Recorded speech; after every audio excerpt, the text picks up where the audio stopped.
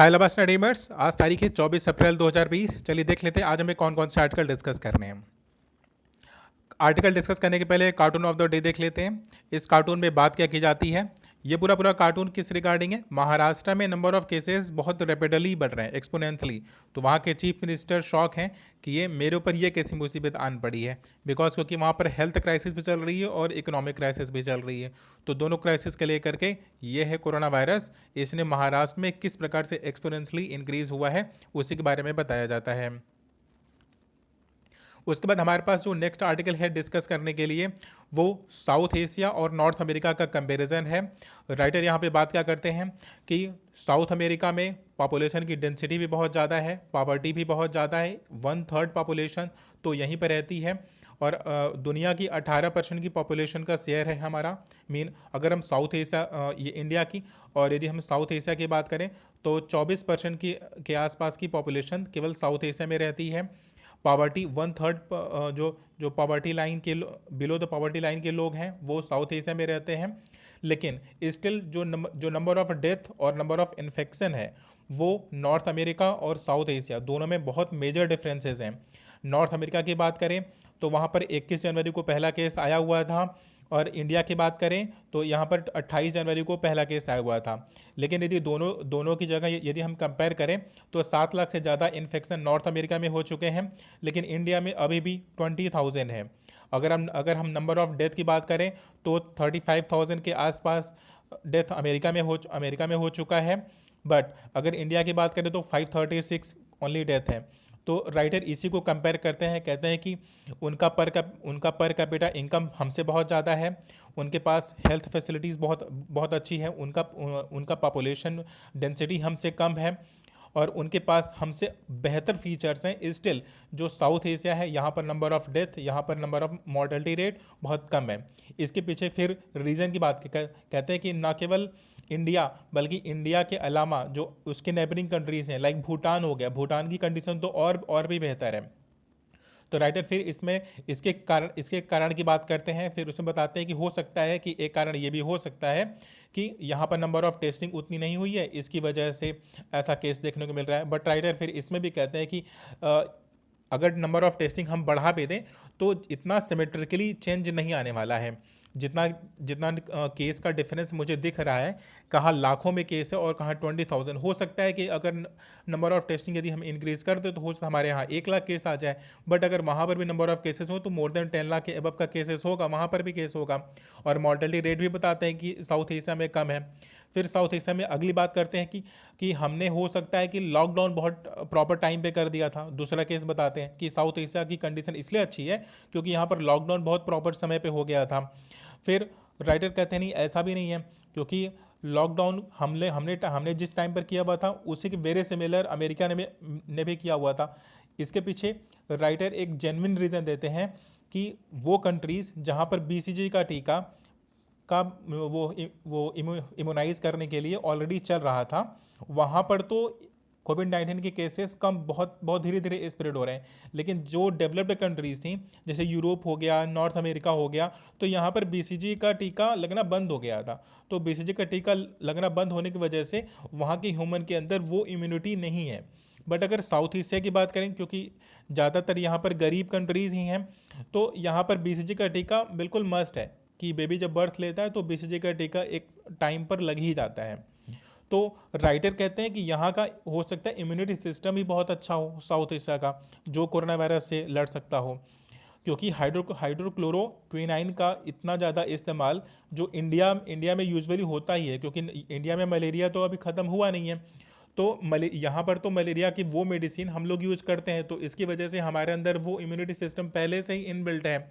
लेकिन जो developed countries हैं वहाँ पर इस तरह की बीमारियाँ ऑलरेडी पूरी तरह से रिमूव हो चुकी थी, लेकिन जैसे ही नए वायरस ने अटैक किया तो वो लोग ज़्यादा इन्फेक्टेड हो गए। राइटर इसको मेजर कॉज बताते हैं कि साउथ एशिया की कंडीशन नॉर्थ अमेरिका से बेहतर क्यों है। ये वाला आर्टिकल डिस्कस हो गया। फिर हम आगे बात करेंगे कि फिशिंग इन ट्रबल्ड वाटर, ये चाइना के एटीट्यूड की बात की जाती है कि चाइना ऐसे समय में पैंडेमिक की सिचुएशन में जब पूरी दुनिया परेशान है, पूरी दुनिया इस कोरोना वायरस का सोल्यूशन ढूंढ रही है, वैक्सीन ढूंढ रही है, और इवन डिफरेंट डिफरेंट तरीके से उसे एलिमिनेट करने की कोशिश कर रही है, कर्व को फ्लैटन करने की कोशिश कर रही है। ऐसे सिचुएशन में साउथ चाइना अपना जियोपॉलिटिकल गेम खेल रहा है और वियतनाम और इंडोनेशिया जैसी छोटी कंट्रीज जो उसके साउथ चाइना सी के आसपास रहती हैं उन्हें ट्रबल में डाल रहा है। अब हम देख लेते हैं कि एक राइटर इसमें बात करते हैं एक पैराकल आइसलैंड की। पैराकल आइसलैंड कहाँ पड़ता कहाँ है कि यहीं पर है वियतनाम। वियतनाम के पास यहीं पर छोटे छोटे कुछ आइलैंड है, यहीं पर आता है पैराकल आइलैंड। ये मैंने मैप में इसलिए दिखा दिया क्योंकि आर्टिकल में उतनी लॉजिकल बातें नहीं की जाती, डायमेंशन की बातें नहीं की जाती हैं, लेकिन अब पैराकल आइसलैंड के बारे में बात की गई है तो एग्जाम के पॉइंट ऑफ व्यू से इंपॉर्टेंट हो सकता है। यह है इंडिया। इंडिया से यदि हम ईस्टर्न साइड को मूव करेंगे तो हमें मिलेगा वियतनाम, और वियतनाम की ही टेरिटरी में आता है ये पैराकल आइलैंड। ये जो लिंकडन आइलैंड लिखा हुआ है इसी के आसपास बहुत ढेर सारे आइलैंड है, मीन पूरे आइलैंड का समूह है वहीं पर है। तो वहाँ पर करता क्या है कि चाइना क्या कर रहा है, चाइना ने वियतनाम के फिशिंग जो उसके फिशर्स थे तो उनके सी को डक कर देता है, मीन डुबो देता है और उनके फिशर्स को पकड़ लेता है। तो वियतनाम इसी पर कंप्लेन दर्ज करवाता है। अब वहाँ के राजदूत से बोलता है कि नहीं चाइना ने ये ठीक काम नहीं किया। चाइना बोलता है मैंने तो किया ही नहीं है। तो वियतनाम बोलता है कि नहीं आप फिर एक्शन लीजिए इसके अगेंस्ट में। फिर राइटर आगे क्या कहते हैं कि चाइना केवल वियतनाम के साथ ऐसा कर रहा है, ये भी नहीं है, चाइना ने इंडोनेशिया के साथ भी सेम काम किया हुआ है। इंडोनेशिया के जो नॉर्थन एक नेचुरा सी होता है, नेचुना सी है, हाँ वहाँ पर होता क्या है कि ये लोग फिशिंग तो नहीं करते लेकिन एक सबमरीन को डक कर दिया है। किस लिए? सर्विलांस करने के लिए। तो राइटर कहते हैं कि जब पूरी दुनिया पेंडेमिक की सिचुएशन में परेशान है और वैसी सिचुएशन में ये अपना जियोपॉलिटिकल गेम खेल रहे हैं और अपने साउथ चाइना सी, क्योंकि यह है चाइना के साउथ का जो रीजन है, जो छोटे छोटे कंट्रीज़ हैं इनके सी के टेरिटरी को चाइना मानता ही नहीं है। चाइना कहता है नहीं ये सारा रीजन तो मेरा है, ये मेरी सोल अथॉरिटी है। और इसलिए ये पपुआ न्यू गिनी हो गया, इंडोनेशिया हो गया, वियतनाम हो गए, ये लोग इसी पर ऑब्जेक्शन करते हैं कि नहीं ये टेरिटरी हमारी भी है और चाइना इसी को डिनाइड करता है और इस समय अपनी मिलिट्री को चाइना ने इसी जगह भेज दिया। राइटर इसी को क्रिटिसाइज करते हैं कि ऐसा नहीं करना चाहिए था। और यूएसए भी यही बात बोलता है चाइना को कि प्लीज़ आप कोविड-19 से जो ग्लोबल पैंडेमिक है उस पर फोकस करिए, ये फालतू के काम मत करिए।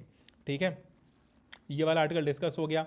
फिर हमारे पास जो नेक्स्ट आर्टिकल है वो रैपिड फेलर के बारे में बात की जाती है। एक होता है रैपिड टेस्ट करने के लिए हमने कुछ किट चाइना से मंगवाए हुए थे, तो वो काम कैसे करता है, वो ये नहीं चेक करता कि एक इन्फेक्टेड पर्सन के अंदर कोरोना वायरस है या नहीं, वो ये नहीं चेक करता। लेकिन कोरोना वायरस से लड़ने के लिए जब भी कोई पर्सन कोरोना वायरस से इन्फेक्टेड होता है तो उसके बॉडी में बहुत तेज़ी से एंटीबॉडी डेवलप होने लगती है। तो जो रैपिड टेस्ट होता है वो वही चेक कर लेता है कि क्या कोई एंटीबॉडी इतनी तेज़ी से बॉडी में बन रही है। यदि एंटीबॉडीज़ किसी के बॉडी में बहुत तेज़ी से बन रही है, इसका मतलब ये है कि कोरोना वायरस ने उसके ऊपर अटैक कर दिया है। उसी बोलते हैं रैपिड टेस्ट। तो रैपिड टेस्ट के लिए जो किट आई हुई थी चाइना से, तो वो प्रॉपर फंक्शन नहीं करती, प्रॉपर वर्क नहीं करती हैं, क्योंकि यहाँ पर राजस्थान का एग्जाम्पल देते हैं कि राजस्थान में वहाँ की लैब में RT-PCR टेक्निक से जिन लोगों को कोरोना वायरस इन्फेक्शन पाया गया था, जिन लोगों के बॉडी के अंदर, उनके ऊपर जब इस रैपिड टेस्ट से टेस्ट किया गया इस किट से, तो वो लोग निगेटिव पाए गए। तो राइटर कहते हैं कि राजस्थान की गवर्नमेंट ने जिस तरह से इस पूरे किट को प्रोहिबिट कर दिया है, मना कर दिया है, उसी प्रकार से ICMR ने अदर स्टेट को भी ये गाइडलाइन जारी किया है कि आप इसके ऊपर टोटली आप डिपेंड होकर के आप ना टेस्ट करो, आप RT-PCR टेक्निक को ही कंटिन्यू रखो। और ये चाइना के इस प्रकार के किट की फेलियर की भी बात करते हैं कि जो रैपिड टेस्टिंग की बात की जा रही है अदर कंट्रीज़ में, जो फटाफट टेस्ट करके दिखा रहे हैं कि हमने 9 लाख केस कर लिए, 10 लाख केस कर लिए, कह रहे हैं इस तरह की किट पे पूरी तरह से हम रिलाई नहीं कर सकते हैं, ये सही नहीं है। और ये इसके बाद भी हो सकता है कि इस टेस्ट से कोई लोग बच जाएं और ये इस कोरोना वायरस को या इस पैंडेमिक को और तेजी से एक्सपोनेंशियली इंक्रीज करें। तो इंडिया को इस बात से सबक लेना चाहिए इस टेस्ट से और हमें RT-PCR टेक्निक को ही और ज़्यादा इम्प्रूव और ज़्यादा फास्ट करने की कोशिश करनी चाहिए। ये वाला आर्टिकल डिस्कस हो गया। फिर हमारे पास जो अगला आर्टिकल है वो डॉक्टर्स के रिगार्डिंग एक एपिडेमिक डिजीज़ एक्ट होता है 1897। इसके बारे में पहले भी बात की जा चुकी है कि ये कॉलोनियल एरा में ये प्लेग बीमारी हुआ करती थी, स्पेनिश वो प्लेग था, तो उससे डील करने के लिए एपिडेमिक डिजीज़ एक्ट 1897 आता है। अब इसी में संशोधन किया गया है। संशोधन कैसे किया गया है? एक ऑर्डिनेंस के थ्रू, क्योंकि पार्लियामेंट तो चल नहीं रहा, तो इस वक्त ऑर्डिनेंस के थ्रू एक इसमें अमेंडमेंट किया गया। अमेंडमेंट में क्या किया गया है कि यदि कोई डॉक्टर पर हमला करता है या कोई अटैक करता है तो उसे 7 साल की जेल हो जाएगी, ठीक, और इसे कॉग्निजेबल ऑफेंस में रखा गया है, और ये नॉन बेलेबल होगा। नॉन बेलेबल मीन तुरंत तुरंत बेल, आप एंटी बेल लेकर के आप क्राइम करके आप भाग नहीं सकते हो, बेसिकली कहने का मीन इतना है, ठीक है। तो राइटर कहते हैं कि आपने देर से ही इस एक्ट में अमेंडमेंट करने में देरी तो कर दी, लेकिन वो जो हमारे फ्रंट फाइटर हैं, जो इस कोरोना वायरस के बिल्कुल फ्रंट रनर हैं, अभी आपने उनको एक सुरक्षा दिया, एक सिक्योरिटी दिया, क्योंकि ये तो पैराडॉक्स है कि हम उनकी जान बचाने के लिए, कि हमारे डॉक्टर उनकी जान बचाने के लिए जाते हैं और वो थोड़ा बहुत ही सही, कोई पत्थर मार रहा है, कोई कुछ कर रहा है, जानलेवा हमला कर दे रहा है, करें, ये बिल्कुल ठीक बात नहीं है। उनकी सिक्योरिटी के लिए गवर्नमेंट ने देर ही सही लेकिन अच्छा कदम उठाया है। राइटर इसकी तारीफ करते हैं और कहते हैं कि आगे हमें इसके इम्प्लीमेंटेशन पर ध्यान देना चाहिए, क्योंकि इससे पहले डॉक्टर की सिक्योरिटी के लिए एक्ट तो बने थे, लेकिन उनका एग्जीक्यूशन उतना अच्छा नहीं था। फिर राइटर इसमें एक और सलाह देते हैं कि ये तो ऑर्डिनेंस है, ऑर्डिनेंस को छः हफ्ते के अंदर अंदर हमें पार्लियामेंट से पारित करवाना होता है। राइटर कहते हैं कि इसके बाद जब पार्लियामेंट का सेशन चलने लगेगा तो हमें फिर भी इसे पारित करवा के एक प्रॉपर, एक स्टैटिक लॉ बना देना चाहिए कि हमेशा इम्प्लीमेंटेड होगा, क्योंकि डॉक्टर्स पर अटैक यूजुअली होता ही रहता है, ठीक है। तो ये वाला अभी आर्टिकल डिस्कस हो गया। ये तो मैप हो गया, मैप देख लीजिएगा। इसमें एक इंडिया रिव्यू प्रकाशित हुआ है, वो इम्पॉर्टेंट है नहीं, और यहाँ पर डॉक्टर को किन किन चीज़ों का पालन करना चाहिए तो वो उसकी बात करते हैं। तो वो एग्ज़ाम के लिए भी इम्पॉर्टेंट है, क्योंकि डॉक्टर खुद में बहुत कॉन्शियस पर्सन होता है, तो उसको ये हाइजीनिक वगैरह की बातें बताने की कोई ज़रूरत है नहीं, फालतू बात है। तो आज द हिंदू में जितने आर्टिकल थे वो सारे डिस्कस हो गए हैं। बस, थैंक यू सो मच।